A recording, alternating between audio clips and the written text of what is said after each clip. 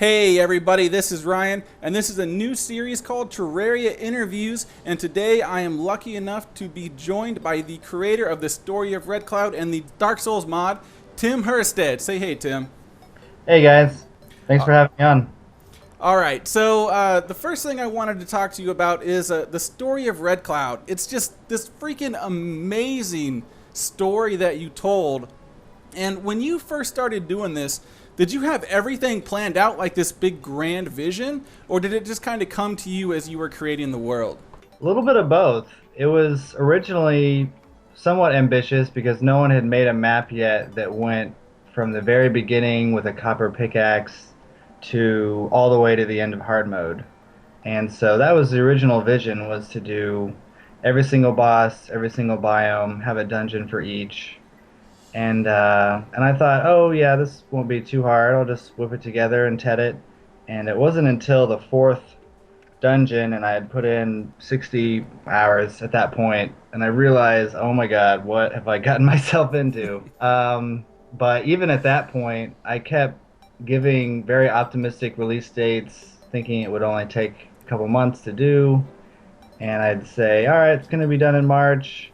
And then I started talking to Yorai about this Dark Souls idea, and he helped me out with making the Dark Souls mechanic, and that just really inspired me to get the mod going and start adding more to the mod and getting more dynamics implemented. And it just kind of spiraled from that, just kept snowballing larger and larger from that point. What about the writing? I mean, the writing was just great. I think everybody is blown away by the first couple signs you come across. Do you have a background in writing, or do you just enjoy doing it? I do enjoy writing a lot. That was probably my chosen profession. I went to school briefly for journalism and generally just have written a lot. Writing kind of social change articles and stuff of that nature, but just writing out the story was just kind of a fun, spontaneous writing, just having fun and thinking up things to say. And I did a little brainstorming of once I'd gotten the initial plot out, I kind of brainstormed how to tie in the existing gameplay mechanics. Like, why would I throw this stone to kill Aaron the guide into the lava? And so I kind of just pieced together a way for the existing Terraria plot to make sense and tied that into Double Cross by the main boss. So yeah, it was a lot of fun, and I'm really glad that people enjoyed it. What was your favorite area to create? The first dungeon was a lot of fun because it was the first one, and I put a lot of time into that.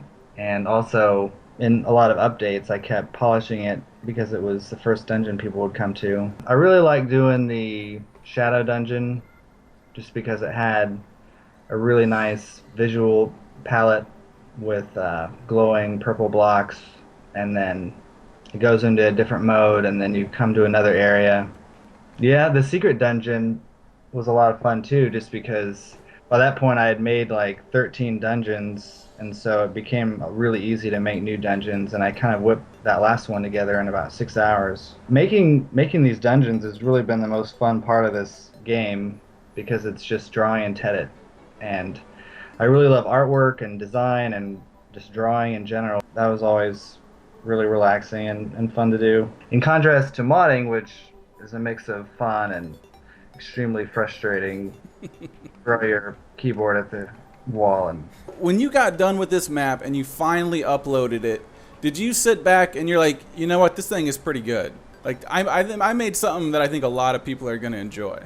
yeah, I had that feeling a lot. It was really hard to not spoil too much before I released it because it was in development for about 6 months, and I tried really hard to not show people too much of what they're going to get into. So it was definitely hard to kind of contain my excitement because I knew that people were really going to like it, and I was just personally excited about it, playing it. And Were you nervous at all to see people's reactions? not really. The main thing that was nervous was releasing it and then getting a flood of comments, and both really positive and also, there's a bug, or this part's too hard, or while flesh is glitched out, something like that. And so I'd be scrambling to get an update out because there would be people, like 100 people downloading it an hour, and I'd be like, oh my God, I gotta get an update up before more people download it and flood me with more comments of the same bugs. And the first like week of release was really intense. So why did you pick Terraria for this mod? Why not another game like Minecraft? I've never played Minecraft because I'm just not a fan of the graphics. I really think they're butt ugly. Just the blockiness of it. I just never able to get into the visual style of it. I mean, it's awesome that other people are into it, but Yeah. Terraria had a 2D kind of style. I really like the 16. It's kind of a combination of 16 to 24-bit Super NES graphics, and it always felt like a Legend of Zelda 2D side-scrolling kind of adventure game. Yeah, I really just like the visual style of Terraria. It just has a nice pixelated look and keeps to a fairly fantasy look that Hmm. retains the Legend of Zelda kind of Princess Mononoke almost style, which is also a huge influence for me. So it was really easy to recreate kind of a Princess Mononoke vibe with the existing Terraria palette. And the biggest, I mean, obviously, Minecraft and Terraria have this element, but the biggest draw to me was just the fact that you can create huge custom worlds and really your own fully custom game because of Teddit 3 and these other programs and modding tools, allowing, creating a custom mod and a custom soundtrack and the map. And just the simplicity, I think that working in a 2D realm is definitely easier to do, for one, than working in a fully 3D world. This project's really been kind of a secret dream of mine realized because back in the day, one of my, when people asked me when I was a kid, what do you want to be when you grow up? I thought I wanted to be a video game maker or video game tester at the very least. And I even went to Nintendo of America's college in Seattle, and I did a 2 week like college camp there where you just kind of checked out their studios and you worked on a video game for 2 weeks and just checked it out. And I ended up not going that route with my life, but it's just a little fun way to realize that. The Dark Souls mod, it has to be one of the more complex mods that I've seen. Do you have a background in doing anything like this? No, not at all. Actually, when I started this, I had zero knowledge of coding. I guess I had taken a couple classes in HTML, but definitely no experience with modding. So it was really starting from zero, reading the tconfig tutorials, reading about editing basic INI files, editing the CS files. Really a long and arduous journey just to figure out how to do even basic things that I wanted to do. And a lot of the idea of the Dark Souls mod was to create a community mod that merged all of the best content from lots of different mods, because there's so many good things floating around and they're all in separate mods.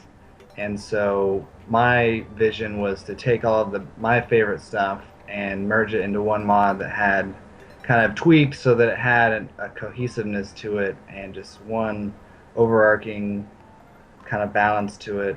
So a lot of people were super awesome about giving me permission to put their content into the mod. Omnier has a ton of content in the mod that I tweaked. Really, this mod wouldn't have been possible without a lot of help from the community. I mean, on top of all of the people that donated their best content to it, I also had a ton of help from Yori and Wick and Omnier, Crocs the Great. There's really a ton of people to list that helped me out, and just especially Yori really made this mod happen because he coded a lot of the original Dark Souls features, the Souls Drop on Death, and Soul Reaper code, and just a bunch of other things just to make it more of a unique experience. And just any time that I got in trouble and was like, what the hell am I doing? I coded myself into something more complicated than I can solve, and he would usually be able to figure it out and give me coding help. And they honestly saved me from going insane because I would spend like 3 hours trying to line up the pixels on a sprite that was just off a little bit and trying to figure out how to do it, and then realizing, I mean, not having any coding experience obviously does not help because, I'd be trying to adjust on the y-axis, and then my friend would tell me, oh, well, in games, the y minus 10y would be up. It's not down. And so I'm like, oh, that's why. Did you have this mod in mind the entire time, or was this kind of an idea that came to you as you were creating the map? Well, while I was creating the map, I just always really loved Dark Souls, the game. And I just thought, wow, this would be so amazing if we could put more of this game into another game since there was no sequel out. I just randomly emailed Yori if he could help with this idea, and within a few hours, he'd email me back. So Dracon and Yori wrote this code in like 3 hours and sent it back to me. I was like, holy shit, this is amazing. What else can we do? So it kind of just continued to evolve from that point, adding more content, thinking of other things that could be added, and adding more bosses and enemies. And so it really has just been a spontaneous evolutionary process where I didn't really have any ideas at the start of this. I didn't even think I was going to use a mod because for the longest time, Teddit wasn't compatible with mods, and so there was issues with how do you create a mod that's also compatible with the map. So after figuring out some workarounds, was able to move forward with the mod and map combination. And the main way I did that was by having everything separated from the map and the mod. So all of the unique items that you get from the mod are dropped from enemies. Yeah, it's really probably too not necessary to really go into details, but How did you go about balancing the number of souls you get from like a boss and then the number of souls you need to upgrade certain items? that's a good question. Wick's probably gonna kick me for admitting this, but I didn't really have a very scientific method of figuring this out. It was more of a ninjutsu, intuitional kind of feeling about just general amounts. And I kind of just intuitively just guessed, okay, if items are this much, I want someone to be able to buy one really good weapon from this boss drop. Fairly haphazardly, actually. I guess it's the most honest answer. I stumped you on that one. All right. Feeling good. You just released a 1.1 update for the Dark Souls mod. What did you change?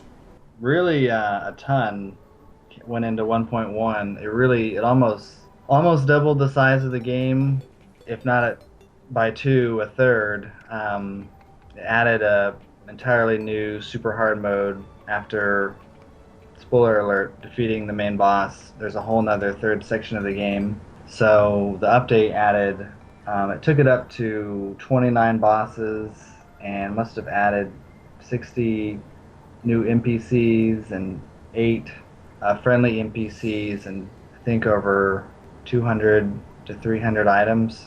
It was really big. A lot of that was taken from Omnir's updates, and Avalon contributed a lot, and then several other mods I drew content from, and then probably 30% is new stuff that I added, remix versions of bosses and enemies. I think I know the answer to this, but which one was harder to make, the map or the mod? Definitely the mod. Which Yeah. was more fun to make?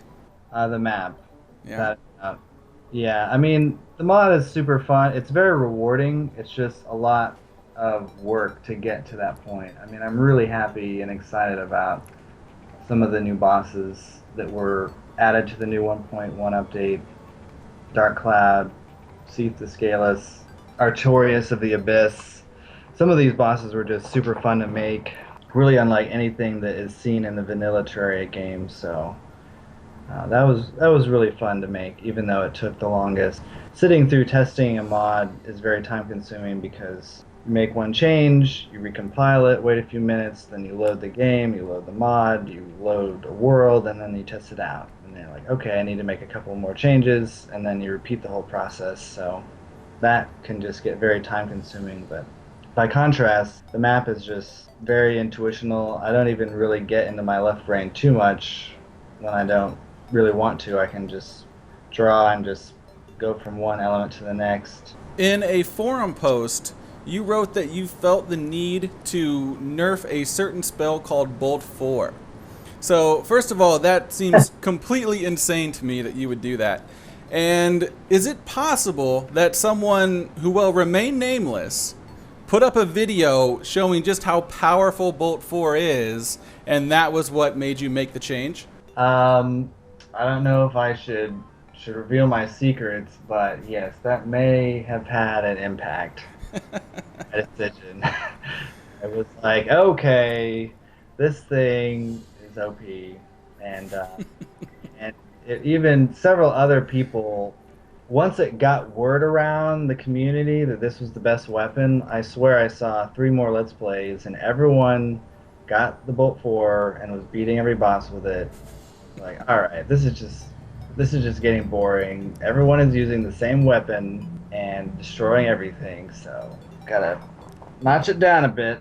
That's unbelievable that someone would just do that just because it's easy and put up videos. I'm shocked.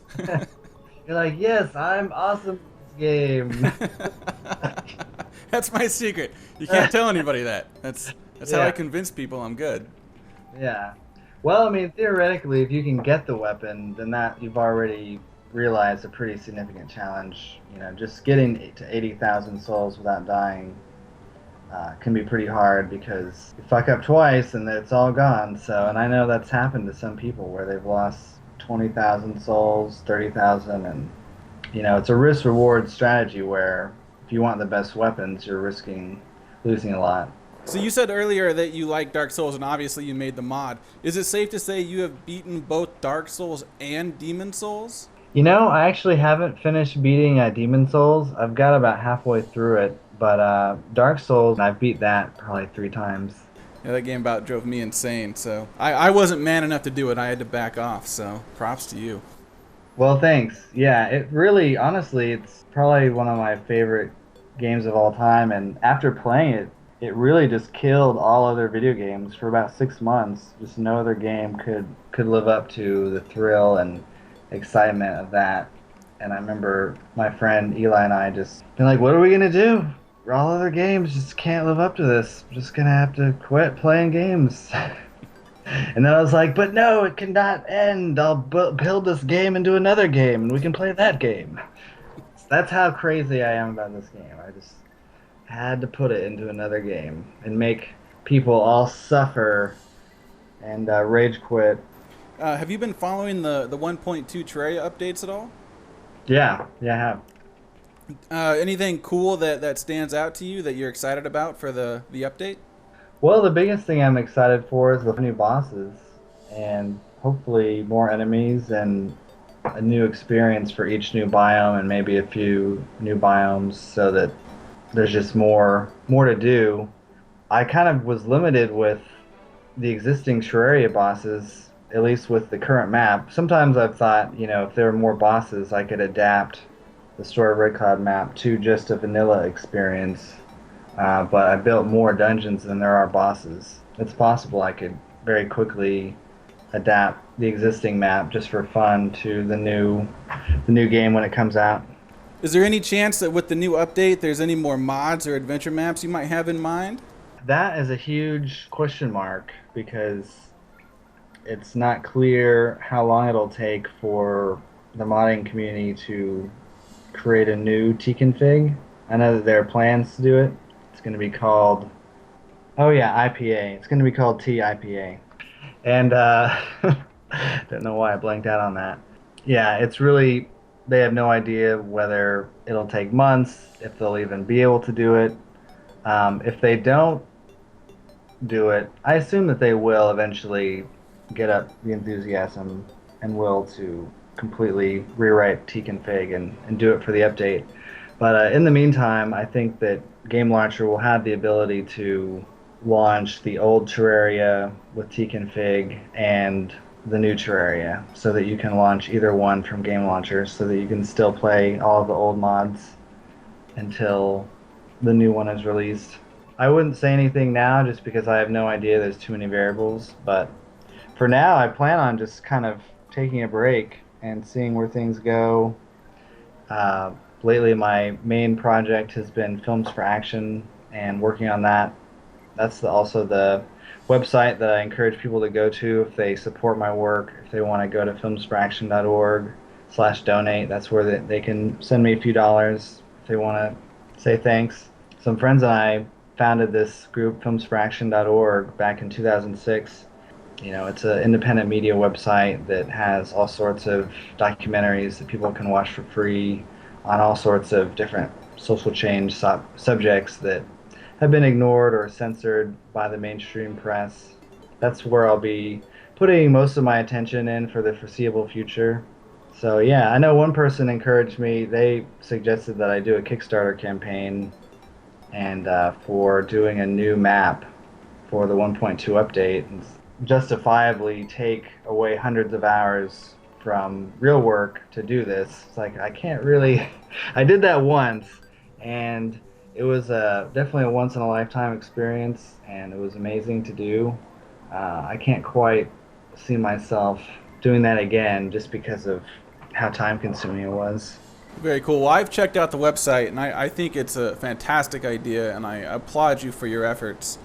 And so, just on a personal note, I want to say that the story of Red Cloud, I still think it is one of the best user created for any game that I've ever played. I think you did a great job with it. It blew me away. It was way more than I could have ever expected. And I think I speak for a lot of people when I just say thank you for all the work you put in and the masterpiece that you created. Thank you. That means a lot, and it's definitely been really rewarding to see everyone's feedback and to see it, getting downloaded. I think it's been downloaded 80,000 times now. To see this kind of reception has been really rewarding, and I'm really glad that I was able to make this for everyone. All right, guys, that is going to do it for this video. If you have anybody you might want to hear talk about their mod or their adventure map, just leave their name down in the comments below. So that'll do it. Thank you so much for watching, everybody. And until next time, see you guys.